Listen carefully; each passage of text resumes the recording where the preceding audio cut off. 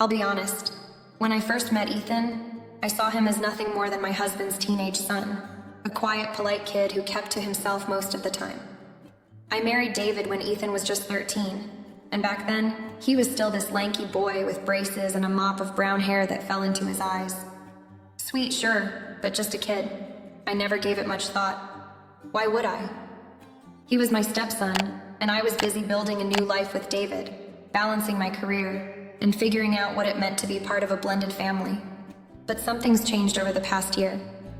Ethan turned 18 last spring, and it's like I blinked, and suddenly, he wasn't a boy anymore. He grew taller, at least 6 feet now, and those awkward teenage angles smoothed out into sharp, confident features. His shoulders broadened, his jawline sharpened, and his voice, God, even his voice sounds different, deeper, more commanding. He doesn't slouch anymore.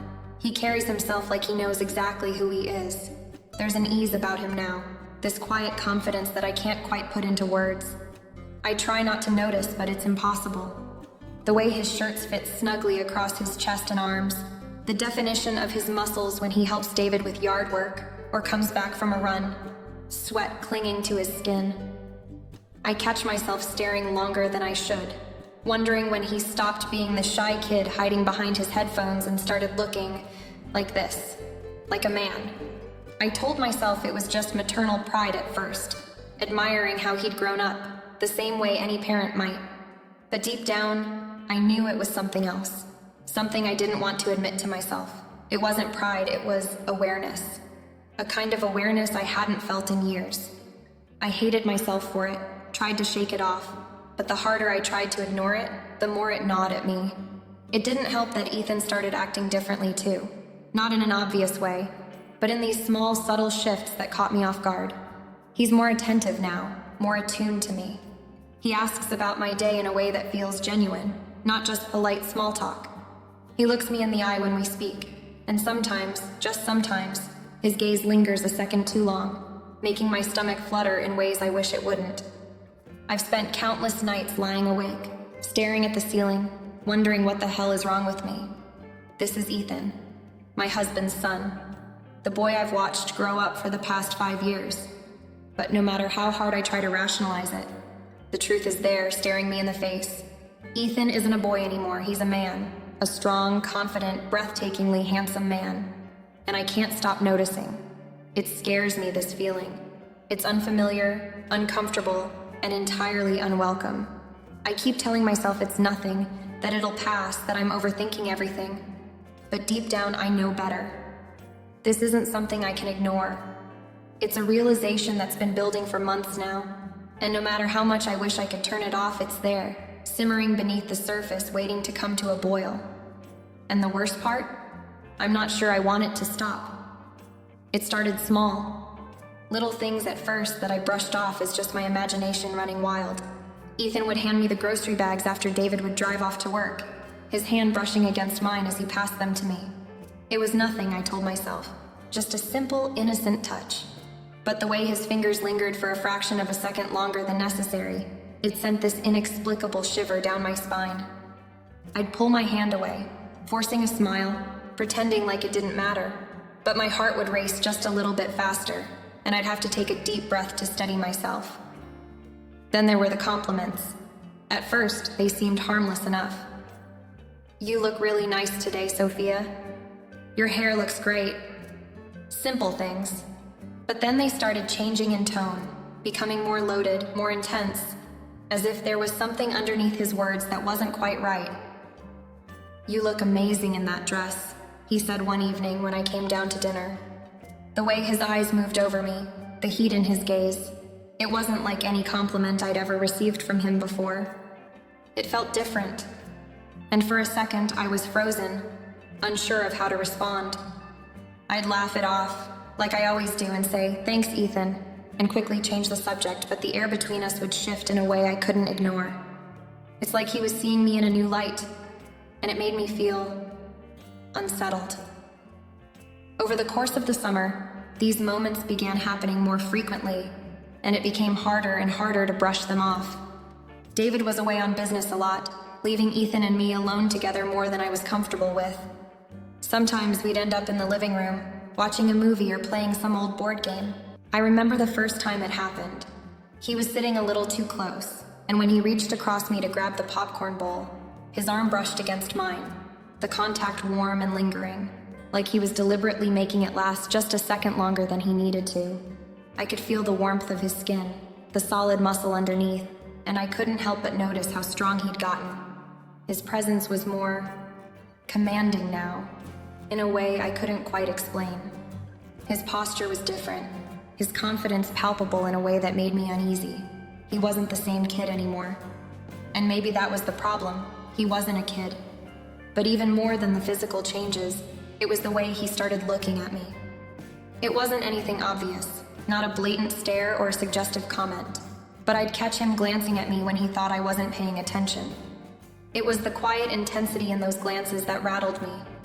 When our eyes would meet, I'd feel this strange pull, this magnetic energy between us that was both unsettling and thrilling.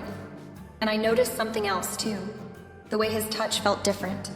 When he'd help me carry a heavy box or reach something down from a high shelf, his hands would linger, just a little too long, as though he didn't want to let go. I'd tell myself I was imagining things, but deep down I knew I wasn't. Every touch, every look felt charged, like something was building between us, something neither of us knew how to handle.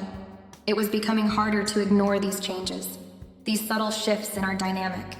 Every time I saw him, every time we spoke, I felt this knot forming in my stomach.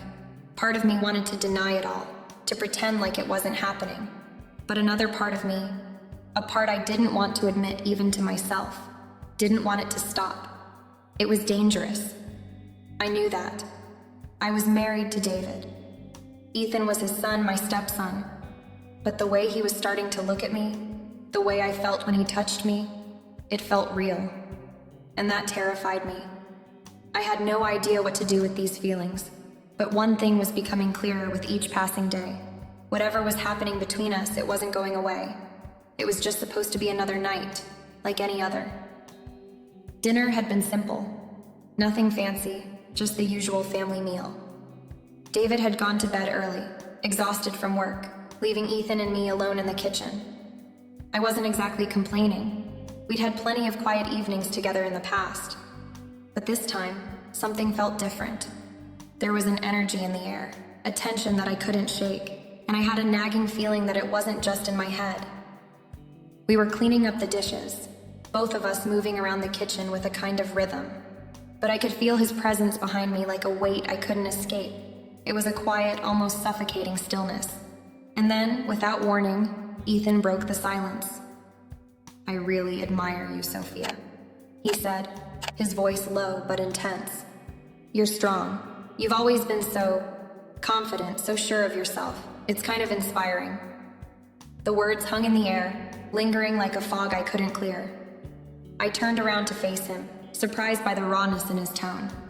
He wasn't the same Ethan I'd known for years. This was different.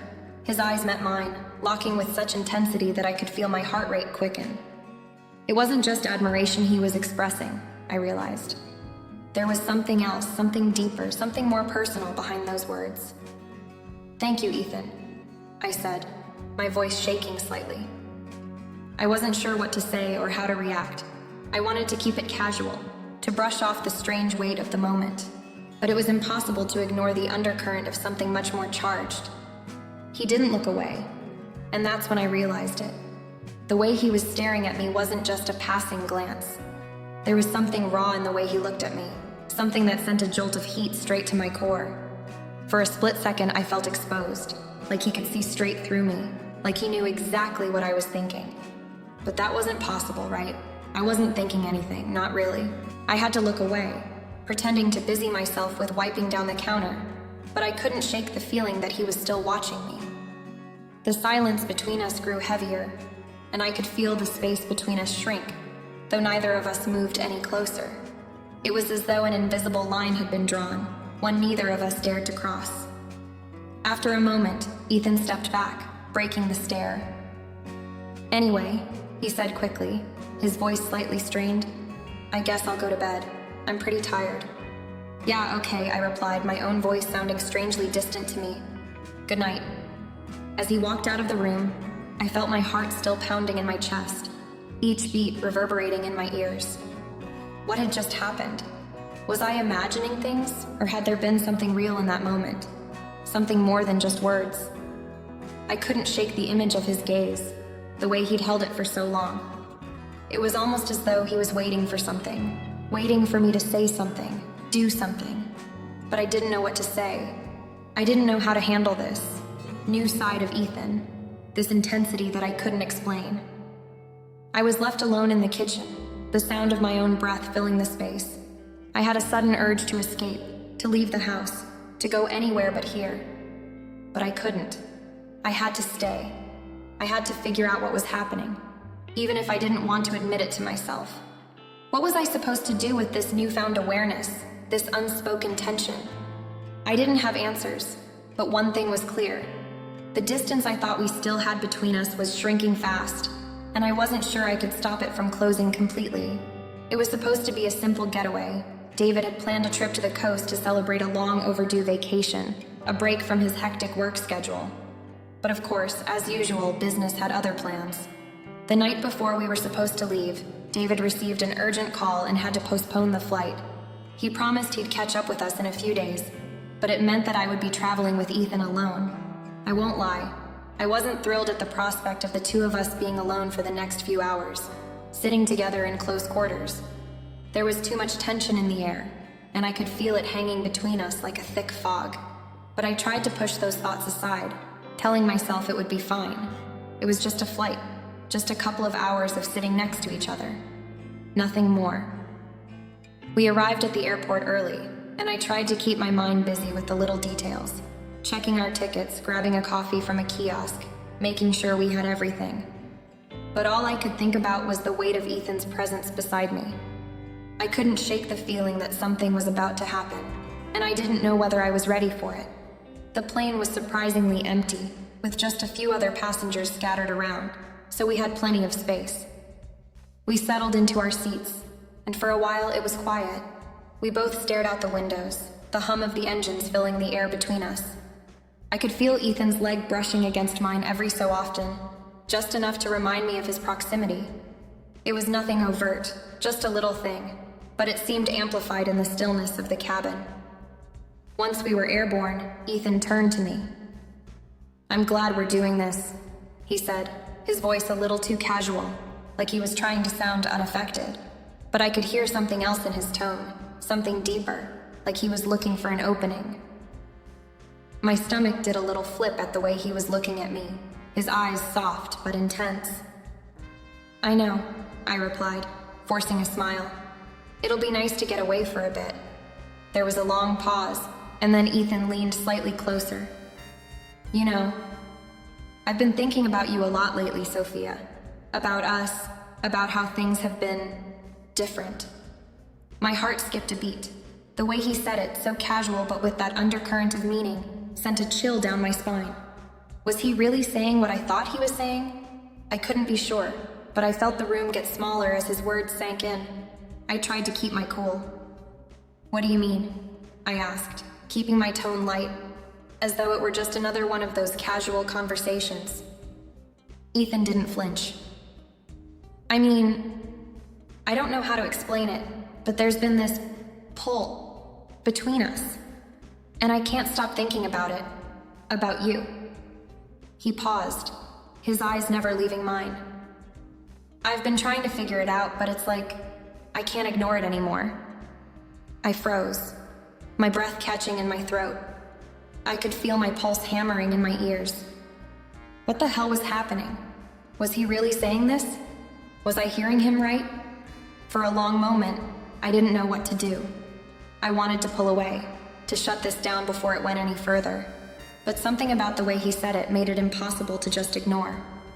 The honesty in his voice, the rawness, had me frozen in place. I don't know what to say, Ethan," I stammered. We can't..." But before I could finish my sentence, he was closer. His hand brushed against mine, just for a moment, but it felt electric. It was like everything that had been building up between us exploded in that instant. The walls I had tried so hard to build up, the distance I had put between us, crumbled in the face of his touch. I didn't know what I was doing, but I couldn't pull away. He was so close, his breath warm against my skin, his eyes searching mine like he was waiting for permission. And in that split second, I didn't know if I wanted to pull away or lean in. Before I could make a decision, Ethan's lips brushed against mine. It was soft at first, tentative, like we were both testing the waters, unsure of what we were doing. But the moment his lips met mine, something shifted. All the tension, all the unspoken feelings we had been hiding from each other came rushing to the surface. The kiss deepened, and my hands found their way to his shirt, pulling him closer, as if my body had a mind of its own. I knew what we were doing was wrong, knew that it was a mistake. But in that moment, all that mattered was the feel of him against me, the intensity of his touch, the urgency in his kiss. It wasn't just a kiss. It was a promise of something more, something neither of us could deny. And in the back of my mind, I knew I should pull away, that I should stop this before it went too far. But I couldn't. For a few stolen moments, the rest of the world disappeared. It was just us, lost in the intensity of the moment, consumed by the heat between us. The days that followed our arrival at the resort were a blur of tension and uncertainty. On the surface, everything seemed normal. We spent our time by the pool, took walks along the beach, and ate meals at the resort's restaurant as if nothing had changed. But beneath it all, there was an undeniable shift, a current of something unspoken that neither Ethan nor I could ignore. The kiss on the plane hung in the air between us, like an invisible thread pulling us closer, even when we tried to act like everything was fine. The resort was beautiful. Paradise, really. But I couldn't bring myself to enjoy it. Every time I caught Ethan's eye, my heart would race, a rush of guilt and longing flooding me all at once. I could feel his presence in the same way I could feel the sun on my skin, burning me from the inside out, and it terrified me. The way he would casually brush against me when we were alone, the way his gaze lingered just a little too long. It all made me question everything I thought I knew about myself. We couldn't avoid each other, and we both knew it. It was inevitable. Ethan would find me when I was reading by the pool, or we'd end up walking back to the room at the same time after dinner. We would exchange small talk, but the silence between those words was filled with so much more. I could feel the pull every time we were near, and each time it happened, it felt like we were stepping closer to something we couldn't take back. One evening, after David had gone to bed early, exhausted from his meetings and a day of sightseeing, I found myself alone on the balcony of our room. The night air was warm, the sound of the ocean crashing against the shore, a soft lullaby in the background. I thought I could find some peace, just for a moment, but of course Ethan found me. "I thought I'd find you out here," he said quietly, stepping out onto the balcony behind me. I turned to look at him, and my breath hitched in my chest. He was standing so close, so effortlessly handsome in the soft glow of the moonlight. His eyes were dark, intense, and filled with something I couldn't deny. "I needed some air," I said, my voice sounding shaky even to my own ears. Ethan didn't say anything at first. Instead, he took a step closer and then another. I could feel his presence drawing me in like gravity, pulling me toward him with a force I couldn't resist. "I think you know why I'm here," he said, his voice low and steady. I swallowed, my heart pounding in my chest. I knew exactly why he was here. The same reason I couldn't shake the feeling of his touch or the taste of his kiss. It was undeniable, this connection between us, and no amount of distance or reason seemed to help. "You should go back inside, Ethan," I whispered, my voice trembling. "We can't do this. It's wrong." But Ethan didn't move. Instead, he stepped even closer, so close that I could feel his breath against my skin. "I can't stop thinking about you," he murmured, his fingers brushing against my arm. "I know it's wrong, but I can't help it. I've never felt this way before." I felt my chest tighten at his words, a rush of emotions flooding me. I wanted to push him away, to tell him to stop, but a part of me, one I didn't want to acknowledge, wanted him just as badly. "Ethan, please," I said, my voice barely more than a whisper. "This isn't just about us. It's about everything. Your dad, our family, we can't just throw that away." But he wasn't listening. Slowly, carefully, he cupped my face in his hands and leaned down to kiss me again. I didn't pull away. I couldn't. The kiss was soft at first, hesitant, as though we were both unsure if we should do this. But it quickly deepened, the urgency and desire overwhelming all of the reasons we shouldn't. His hand slipped around my waist, pulling me closer as the kiss grew more frantic, more desperate. I could feel his heart beating against mine, his body pressed against me, and it felt like the world around us was collapsing. For a moment, I allowed myself to get lost in it, in him. The guilt was there, yes. The weight of what we were doing hung over us like a cloud, threatening to rain down at any moment. But the moment was too intense, too consuming to walk away from. I was drowning in the feeling of him, in the rush of forbidden desire. When we finally pulled apart, I could barely catch my breath. My mind was a whirlwind of emotions, confusion, guilt, fear, and something else that felt too dangerous to name. I couldn't look him in the eye for fear of what I might see, but I knew that everything had changed, and I didn't know if I could stop it. The next morning, the weight of what had happened between Ethan and me hung over everything. The golden sunrise, the sound of the ocean waves, the cool breeze in the air. It all seemed so distant, like it belonged to a different world, one where our actions didn't carry the consequences that mine and Ethan's did. We went through the motions of a normal morning, like nothing had happened, but I could see the glint of understanding in Ethan's eyes every time our gazes met. It was as if we were both trapped in this unspoken reality, unsure of how to move forward, but knowing we couldn't stay where we were. After breakfast, we took a long walk along the beach, the three of us, David, Ethan, and I, pretending that everything was fine. David was telling stories about his work, and Ethan was giving him half-hearted responses, his usual energy nowhere to be found. I couldn't concentrate on anything David was saying. All I could think about was Ethan, standing a little too close to me, his body language tense. The connection between us was still there, palpable, as if it had taken root in the very air around us. Later that afternoon, when David decided to take a nap back in the hotel room, I knew it was the moment I had been dreading. I couldn't keep pretending anymore. I had to confront Ethan, confront myself, and figure out what to do next. So I told him to meet me in the quiet garden behind the resort, away from prying eyes. When he arrived, he didn't speak right away, just watched me with that look, the same look he'd had last night on the balcony. His expression was softer now, almost vulnerable, but the intensity still simmered beneath the surface. I felt a lump form in my throat. "Ethan, we need to talk," I said, my voice shaky. "We can't do this. I can't do this." His face fell, and for a moment, I saw the boy I had known for years, the boy I had raised since he was a child. But that boy was gone now, replaced by this man who had stirred emotions in me that I couldn't explain. It made this all the harder. "I know," he replied softly, but there was a tinge of sadness in his voice. "I know it's wrong, but I can't help how I feel about you." His words hung in the air, both a confession and a plea. My heart clenched in my chest, and I had to fight the urge to take his hand, to pull him close again. But I couldn't. I wouldn't. "I'm your stepmother," I said, my voice steady but my heart breaking with each word. "This can't go any further. Think about your dad. Think about your family." His eyes darkened, and for a moment I thought he might argue, but then his shoulders slumped in resignation. He nodded slowly, a look of pain crossing his face. "I understand," he whispered, his voice breaking. I don't know how to stop feeling like this." I took a step toward him, placing a hand on his arm.